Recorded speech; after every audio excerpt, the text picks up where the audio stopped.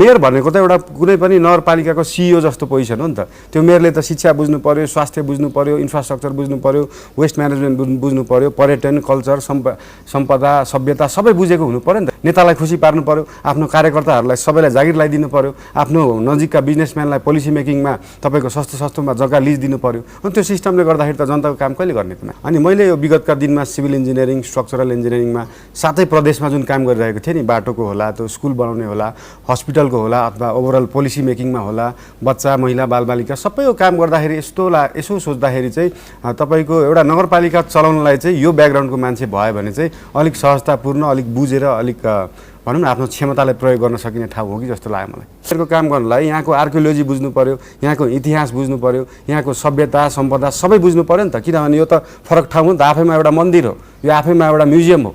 यो म्युजियमलाई त तपाईँले कसरी जोगाउनुहुन्छ भन्ने कुरा बुझ्नु पर्यो नि त। मेयरको टिकट दिँदाखेरि उसले 40 वर्ष ढुङ्गा हानेको कि 30 वर्ष टायर बालेको कि उसको पार्टीमा के क्रियाशीलता के थियो, त्यो आधारमा टिकट दिने कि त्यो मान्छेको एक्सपिरियन्स के हो, त्यो मान्छेको योग्यता के हो, त्यो आधारमा दिने सिस्टम भएको भए त्यहाँबाट पनि सही हुन्छ। विशेष गरी चाहिँ हामीले स्वतन्त्र रूपमा चाहिँ किन भनिरहेको छौँ भन्दाखेरि पोलिटिकल पार्टीको सिस्टमबाट जुन टिकट लिने जुन एउटा सिस्टम छ नि त्यो गलत छ।